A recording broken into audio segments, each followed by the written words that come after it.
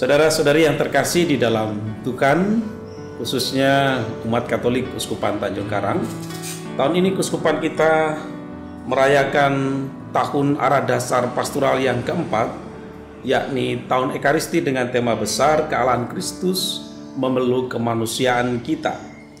Dan dalam rangka itulah, belum lama ini tim Tribunal Keuskupan Tanjung Karang bekerja sama dengan Komisi Liturgi Keuskupan, kami berjumpa dengan kelompok umat di beberapa wilayah paroki atau paroki untuk berbagi, menimba pengalaman iman bersama akan Ekaristi.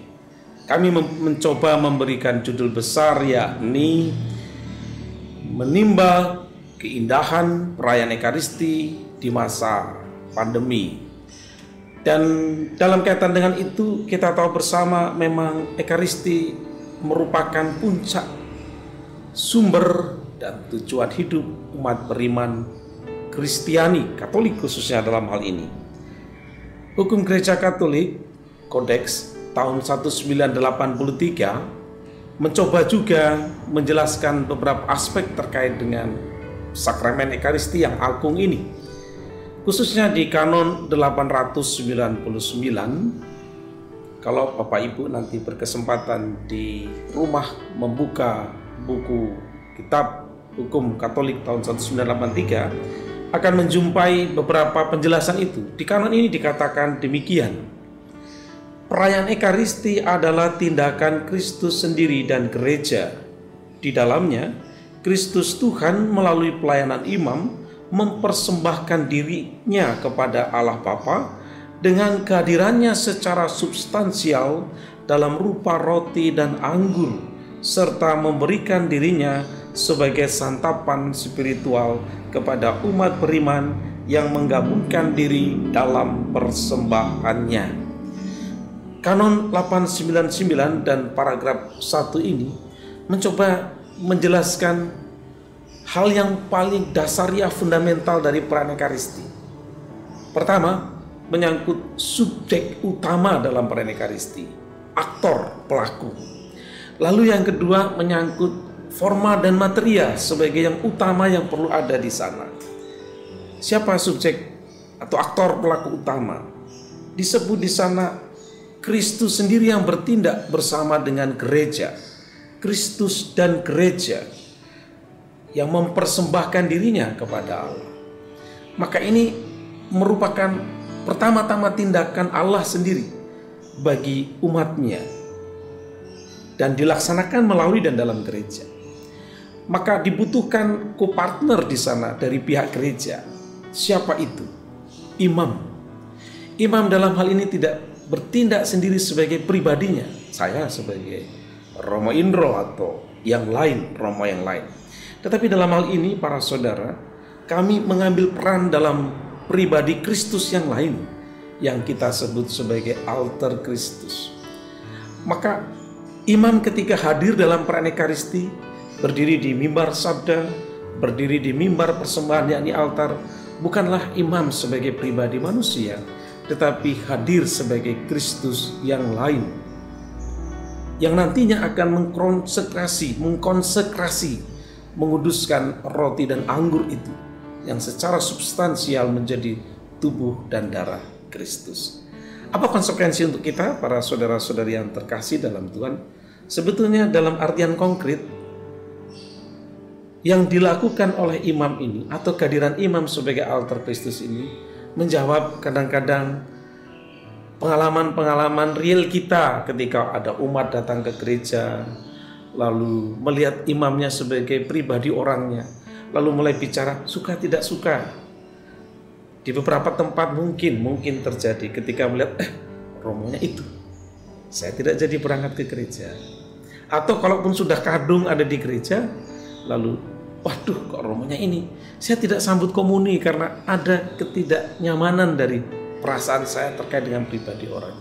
Tentu ini tidak tepat dan tidak pas. Karena sekali lagi ketika imam merayakan Ekaristi, bukan orangnya yang ada di sana, tetapi Kristus yang lain yang bertindak di sana. Pada paragraf 2 dikatakan bahwa dalam perjamuan Ekaristi, umat Allah itu dihimpun menjadi satu di bawah pimpinan uskup atau pimpinan imam, di bawah otoritasnya yang bertindak selaku pribadi Kristus, personam Christi Gerere, serta semua umat beriman lain yang menghadirinya, entah klerus, entah awam, bersama-sama mengambil bagian masing-masing menurut caranya sendiri sesuai keberagaman tabisan dan tugas-tugas liturgis. Apa yang mau dikatakan dari paragraf kedua ini? Perayaan Ekaristi pada dasarnya memberi gambaran seutuhnya dan lengkap tentang siapa dan apa gereja. Di sana ada wajah eklesiologi kita. Kita dalam kesatuan dengan uskup, Gembala Agung di Keuskupan, hierarki mereka yang tertabis bersama dengan umat Allah seluruhnya, baik mereka awam maupun para religius yang mengikrarkan kaul-kaul atau janji-janji dan menghidupi secara khusus ketiga nasihat Injil itu. Semuanya ada dalam komunio umat beriman. Maka kesatuan ini tergambar dalam perayaan Ekaristi yang secara liturgis kita rayakan khususnya sejak Konsili Vatikan kedua. Kalau Bapak Ibu mungkin masih melihat dan mungkin bisa mencari di YouTube juga bagaimana Ekaristi dirayakan sebelum Konsili Vatikan kedua atau periode-periode sebelumnya, atau di beberapa gereja yang masih mewarisi bangunan-bangunan dengan arsitektur pra-Konsili Vatikan kedua. Bapak Ibu akan lihat, saudara-saudari akan melihat bahwa tembok langsung menyambung dengan meja altar dan imam itu menghadap meja altar ini sehingga membelakangi umat.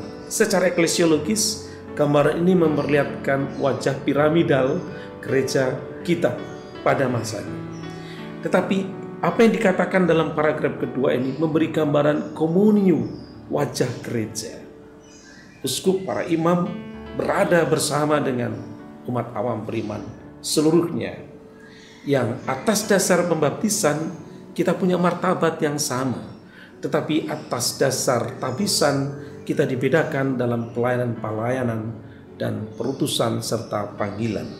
Itu yang mau dikatakan bahwa masing-masing akhirnya pada perayaan Ekaristi itu mengambil peran tempatnya seturut dengan kedudukan, fungsi, dan martabat sakramen yang diterimanya. Paragraf 3 menandaskan lebih jauh dan lebih lanjut. Perayaan Ekaristi hendaknya diatur sedemikian sehingga semua yang mengambil bagian memetik hasil yang berlimpah dari situ. Untuk memperoleh itulah Kristus Tuhan mengadakan kurban Ekaristi. Ekaristi menjadi perayaan oleh semua, bagi semua. Apa maksudnya oleh semua? Tuhan yang hadir sebagai pelaku utama, imam yang mengambil bagian sebagai personam Christi Gerere, persona Christi Capitis, mengambil bagian dalam Kristus Sang Kepala sendiri bersama dengan umat dalam kesatuannya. Lalu dalam perayaan itu mencoba memetik buah-buah spiritual, karena sekali lagi perayaan Ekaristi adalah santapan spiritual.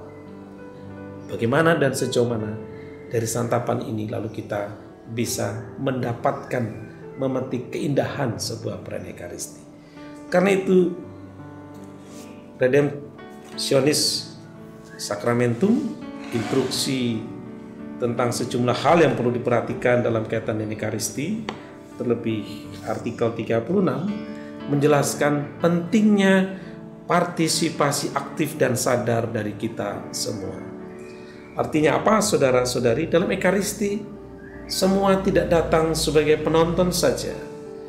Mereka harus hadir dengan segala kesadarannya. Dan pada artikel nomor 39 disebut di sana bahwa buku-buku liturgi juga sudah mencoba menata dan mengatur sedemikian rupa sehingga kita sekalian semua bisa ambil bagian menurut tempat, fungsi, dan peran masing-masing. Tentu partisipasi aktif tidak berarti bahwa semua harus ambil bagian. Karena kalau semua harus ambil bagian, bisa kita bayangkan ya, yang terjadi dalam perayaan liturgi itu bukan lagi perayaan iman, ini perayaan pasar. Semua ramai ada di sana.